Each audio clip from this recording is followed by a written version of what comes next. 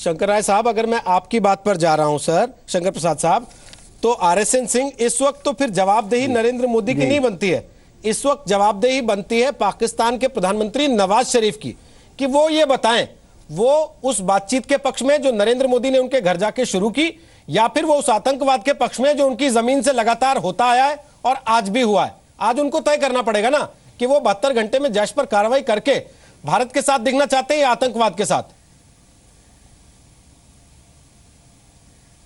आप बिल्कुल सही फरमा रहे हैं, और अगर मेरी राय अगर आप सुने तो मैं ये जो नया टर्मिनोलॉजी जो दिया गया है कॉम्प्रिहेंसिव डायलॉग, मैं ये हमले के बाद वो बात अब ख़त्म हो गई है।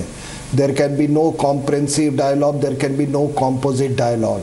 अभी डायलॉग अगर आपको करना है तो केवल फिर से आप दोबारा टेरर के ऊपर आए, और मैं डायलॉग भी नहीं इसको बोलता हूँ, आपके कम्युनिकेशन चैनल्स होने चाहिए, क्योंकि कम्युनिकेशन चैनल से ही आप थ्रेट्स, वार्निंग्स या इंसेंटिव्स आप ऑफ़र कर सकते हैं। तो मैं ये जो चैनल्स की बात कर रहा हूँ, ये this is not because of love for love of people of Pakistan. ये कोई मुझे क्रिकेट से के लेन देन से कोई बहुत प्यार नहीं है, कोई मुझे इंडिया के सॉफ्ट पावर और बॉलीवुड के एक्सचेंज से कोई प्यार नहीं है। मुझे वहाँ के अगर कल्चरल कॉमन कल्चर अगर कोई है भी नहीं, मैं नहीं जानता कि उसके प्यार के चलते मैं नहीं बोल रहा हूँ।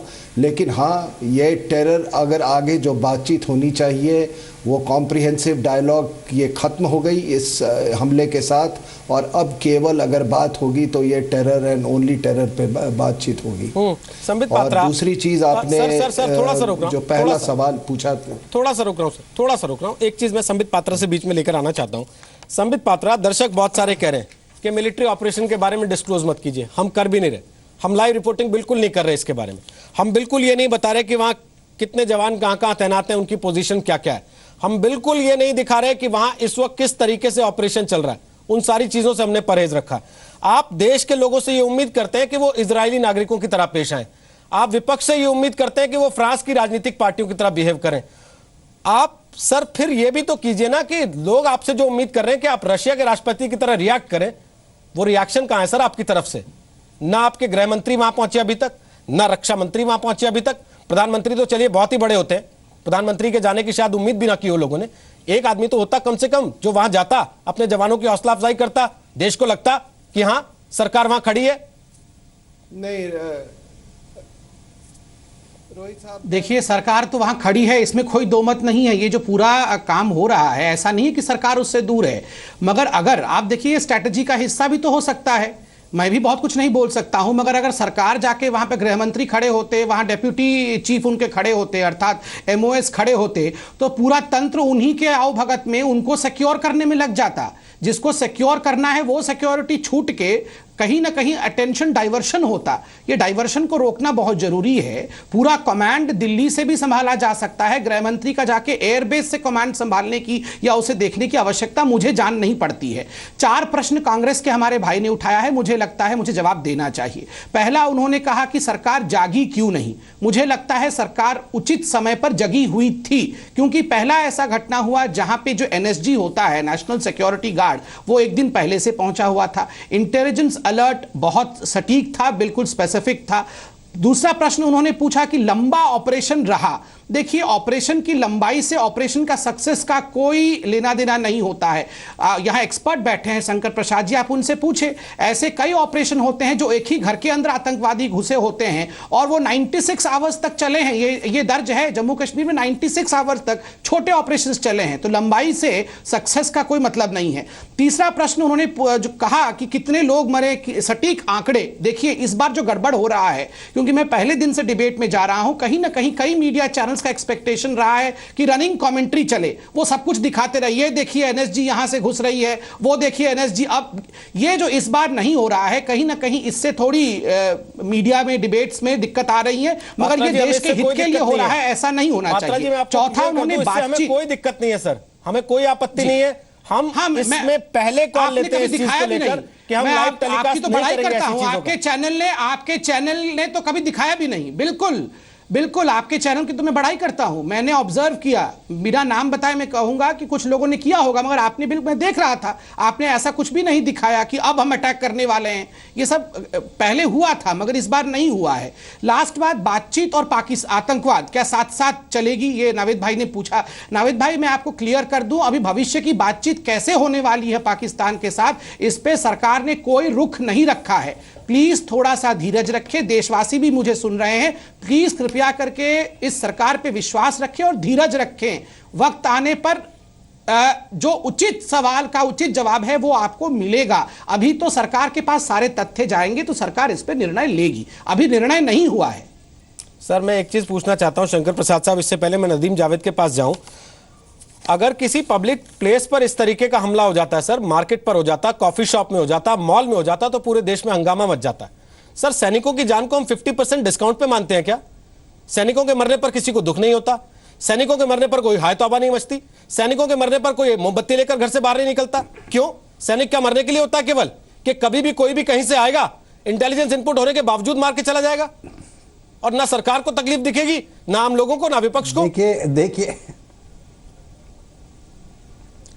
देखिए, दुख इस बात का है इस देश को और सबको कि चाहे सैनिक मरता है चाहे कोई और मरता है, उसकी हम याद करते हैं केवल 12 घंटे 24 घंटे, जब तक कि उसकी अंतिम संस्कार ख़त्म नहीं हो जाते और ऐशेज़ ख़त्म नहीं हो जाती। देश में दुख इस बात का है कि यहाँ लाइफ बड़ी चीप है, और ये तो बड़ी पुरानी कहावत चली आ रही है ख़ास तौर से हमारे देश में, कि सैनिकों को तब याद करते हैं जब लड़ाई लगती है, जब गंभीर समस्या आती है। जैसे ही वो समस्या दूर, सेना बिल्कुल अलग। तो मैं समझता हूँ कि इसमें इस समय इसको ज़्यादा इमोशनल बनाने की बजाय हमारे देश में ये बड़ी गंभीर कमी रही है कि हम जो आदमी एक दफ़ा अपनी देश के लिए जान देता है उसको तुरंत भूल जाते हैं। केवल उस व्यक्ति को ही नहीं बल्कि पूरी सेना का ये बड़ा मानना रहा है, और सारे देशवासी इस बात को मानते हैं कि जब तक की लड़ाई चल रही है, जब तक की कोई आपत्ति है, जब तक की सेना की ज़रूरत है, तो सेना को याद करते हैं। उसके बाद बड़े अफसोस की बात है, संबित पात्रा जी भी सुन रहे हैं, उन्हें ये सुन के शायद अच्छा नहीं लग रहा होगा, मेरे मित्र हैं, लेकिन संबित जी, असलियत यही है कि जब लड़ाई ख़त्म हो जाती है, जब जो आपत्ति का काम ख़त्म हो जाता है, तो देश उनको भूल जाता है, सरकार भूल जाती है, अगले दिन की तैयारी करती है। तो संबित जी, इसमें आपका क्या विषय रहेगा मैं जानता हूं, और शायद आप किस तरह से इसको लेंगे, लेकिन पूरी सच्चाई तो यही है, आपको भी मालूम है सच्चाई क्या है।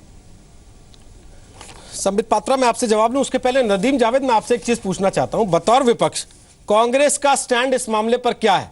क्या सरकार को पाकिस्तान के साथ बातचीत बंद कर देनी चाहिए, संबंध तोड़ देने चाहिए, या फिर आप सरकार पर इस बात का दबाव डालना चाहते हैं कि सरकार रिटेलिएट करे, भारत पाकिस्तान में चल रहे टेरर कैंप्स पर वो कार्रवाई करे जो पिछले 60 साल में नहीं की किसी सरकार ने?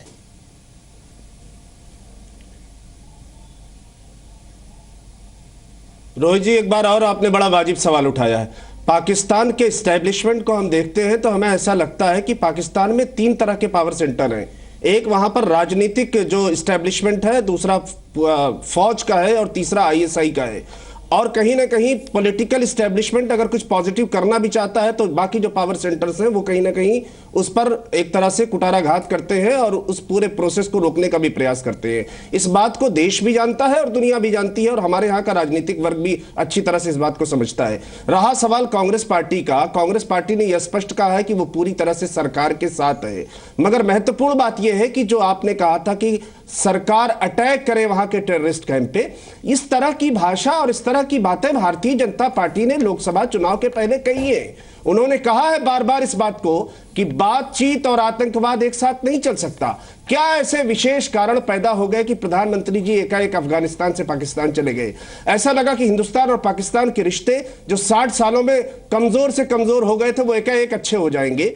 और क्या ऐसी विशेष परिस्थितियां हो गई कि जब चंद महीने पहले पंजाब में और कश्मीर में आतंकवादी हमले हुए थे तो एकाएक प्रधानमंत्री के स्तर की बातचीत एकाएक शुरू हो गई, जबकि हम चरणबद्ध तरीके से इस रिश्ते को बढ़ाना चाहते थे, अपनी बात को रखना चाहते थे। विदेश नीति के मामले में भारतीय जनता पार्टी के शीर्ष नेतृत्व ने और खासतौर से प्रधानमंत्री ने जिस प्रकार का रास्ता दिखाया था, उसका नतीजा हमें दिखाई दे रहा है। सर, मेरे सवाल का जवाब दिया नहीं आपने। गए थे तो कारगिल सर, मेरा सवाल बड़ा सीधा था। मैंने आपको दो विकल्प दिए थे सर, कि आपका स्टैंड क्या है बतौर पार्टी। एक, बातचीत बंद कर देनी चाहिए, या फिर दो, घुस जाना चाहिए, पीओके में जो टेरर कैंप चल रहे हैं उन पर कार्रवाई कर देनी चाहिए। किस स्थिति में आप सरकार का समर्थन करते हैं? नहीं, हमें लगता है कि बहुत डिप्लोमेटिक तरीके, रोहित भाई, हम लोग पूरी तरह से सरकार के साथ खड़े हैं, नंबर एक। नंबर दो, ये कि बातचीत बंद होनी चाहिए, विदेश सचिवों की वार्ता होनी है 15 तारीख को, वो बंद होनी चाहिए, और पूरी तरह से दबाव पाकिस्तान की सरकार पर बनना चाहिए, और खासतौर से आतंकवाद के खिलाफ जो लड़ाई है, सबसे पहले वो लड़ाई लड़ी जानी चाहिए।